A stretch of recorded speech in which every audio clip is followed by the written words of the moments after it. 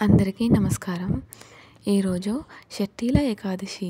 ఈ రోజున ఉపవాసం, పూజ, అలాగే పూజా విధానం గురించి తెలుసుకుందాము. షట్టిల ఏకాదశి వ్రతం ఆచరించాలనుకున్నారో విష్ణు ఆరాధనకు ఈరోజు ముఖ్యమైనదిగా భావిస్తారు.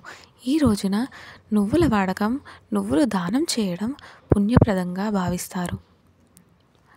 షట్టిల ఏకాదశి తేదీ మరియు పూజా విధానం గురించి ఇప్పుడు తెలుసుకుందాము. హిందూ మతంలో ప్రతి నెలలో వచ్చే ఏకాదశి తేదీని విష్ణు ఆరాధనలో ముఖ్యమైన రోజుగా భావిస్తారు. ఏకాదశి ఉపవాసం పాటించడం ద్వారా జీవితంలోని అన్ని బాధలు తొలగిపోయి మోక్షాన్ని పొందవచ్చు. ఏకాదశి రోజున షట్టిల ఏకాదశి ఉపవాసం ఉండటం మంచిది. మత విశ్వాసాల ప్రకారం షట్టిల ఏకాదశి ఉపవాసం చాలా పవిత్రమైనదిగా భావిస్తారు. ఈ రోజున విష్ణువును పూజించడం, ఉపవాసం చేయడం వల్ల అన్ని రకాల పాపాలు నశించి జీవితంలో సుఖ సంతోషాలతో కలుగుతాయని, షట్టిల ఏకాదశి ఉపవాసంలో నువ్వుల వాడకాన్ని ఎంతో పవిత్రంగా భావిస్తారు. షట్టిల ఏకాదశి తేదీ, శుభ సమయం, పూజా విధానం ఇప్పుడు తెలుసుకుందాము. షట్టిల ఏకాదశి 2025 జనవరి 24 రాత్రి 7:25 నుండి ప్రారంభమవుతుంది. అలాగే 2025 జనవరి రాత్రి 8:31 ముగుస్తుంది. అటువంటి పరిస్థితిలో 2025 జనవరి 25 శనివారం షట్టిల ఏకాదశి జరుపుకోవడం మంచిది. షట్టిల ఏకాదశి 2025లో పూజా విధానం ఏ విధంగా చేయాలి తెలుసుకుందాము. షట్టిల ఏకాదశి రోజున ఉదయాన్నే నిద్రలేవాలి. ఈరోజు నువ్వుల నూనెతో స్నానం చేయడం మంచిది. తర్వాత ఏకాదశి వ్రతాన్ని ఆచరించి విష్ణుమూర్తిని ఆరాధించాలి. పండ్లు, పూలు, ధూపం, నైవేద్యము మొదలైనవి విష్ణుమూర్తికి సమర్పించాలి. ఏకాదశి ఉపవాసం చేయండి. విష్ణు మంత్రాన్ని పఠించండి. చివరగా విష్ణువుతో సహా సకల దేవతలకు హారతి ఇవ్వండి. ఆరాధన సమయంలో తెలిసో తెలియకో చేసిన తప్పులను క్షమాపణ చెప్పండి. ఈరోజు ఈ మంత్రాలను జపిస్తే మంచిది. ఓం నారాయణాయ నమః, ఓం నమో భగవతే వాసుదేవాయ నమః, ఓం హోం విష్ణవే నమః.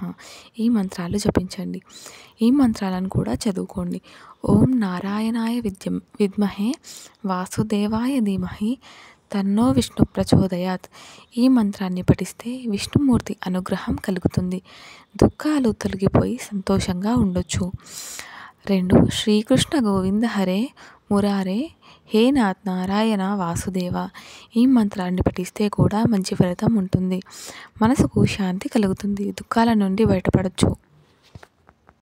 ఈరోజు చేయవలసిన పనుల గురించి తెలుసుకుందాము. షట్టిల ఏకాదశి రోజున నువ్వులను, పండ్లను ఆహారంగా తీసుకోవాలి. 2 షట్టిల ఏకాదశి వేళ శ్రీ మహావిష్ణువుకు నువ్వులను నైవేద్యంగా సమర్పించాలి. అలాగే 3 షట్టిల ఏకాదశి రోజున నువ్వులను నీళ్ళల్లో వేసి స్నానం చేయాలి. 4 షట్టిల ఏకాదశి రోజున నువ్వులను దానం చేయాలి. అలాగే పూర్వీకులకు తర్పణం వదలాలి. 5 షట్టిల ఏకాదశి రోజున మీ శక్తి సామర్థ్యాల మేరకు దాన ధర్మాలు చేయాలి. 6 ఈ పర్వదినాన బట్టలను, దుప్పట్లను దానం చేయాలి. షట్టిల ఏకాదశి రోజంతా శ్రీహరి నామస్మరణ చేసుకుంటూ పూజ చేయాలి. ఈ పనులు చేయకూడదు. షట్టిల ఏకాదశి రోజున సూర్యోదయం తర్వాత నిద్ర లేవకూడదు. 2 షట్టిల ఏకాదశి వేళ మద్యం, మాంసాహారానికి దూరంగా ఉండాలి. 3 ఈ పవిత్రమైన రోజున వివాదాలకు దూరంగా ఉండాలి. 4 మీ మనస్సులో ప్రతికూల ఆలోచనలు రాకుండా చూసుకోవాలి. 5 ఎవరిపై అయినా కోపం ప్రదర్శించకూడదు. అలాగే చెడు మాటలు మాట్లాడకుండా ఉండాలి. 6 షట్టిల ఏకాదశి ఉపవాస దీక్షను ఆచరించేవారు పగటిపూట నిద్రించరాదు. 7 షట్టిల ఏకాదశి రోజున ఎవరిని విమర్శించకూడదు. షట్టిల ఏకాదశి యొక్క విశిష్టత. హిందూ పురాణాల ప్రకారం శ్రీకృష్ణుడు యుధిష్ఠిరునికి ఈ ఏకాదశి ప్రాముఖ్యత గురించి వివరించారు. షట్టిల ఏకాదశి రోజున శ్రీ మహావిష్ణువుతో పాటు శ్రీకృష్ణ భగవానుని పూజించే ఆచారాన్ని కొనసాగిస్తున్నారు. ఈరోజు పూజలో గోమాతకు ప్రత్యేక ప్రాముఖ్యత ఉంది. హిందూ మత విశ్వాసాల ప్రకారం ఈ వ్రతాన్ని ఆచరించడం వల్ల సంతానం గురించి శుభవార్తలు, వేల సంవత్సరాల తపస్సు, బంగారం దానం చేసినంత పుణ్యం లభిస్తుందని పండితులు చెబుతారు. షట్టిల ఏకాదశి రోజున నల్ల నువ్వులను 6 రకాలుగా ఉపయోగిస్తారు. ముందుగా నీళ్ళలో కొన్ని నువ్వులను కలిపి స్నానం చేస్తారు. నువ్వుల నూనెతో మర్దన చేసుకోవాలి. నువ్వులతో హావనం, నీళ్ళు నువ్వులను దానం చేయాలి. చివరగా నువ్వులతో చేసిన ఆహార పదార్థాలను స్వీకరించాలి.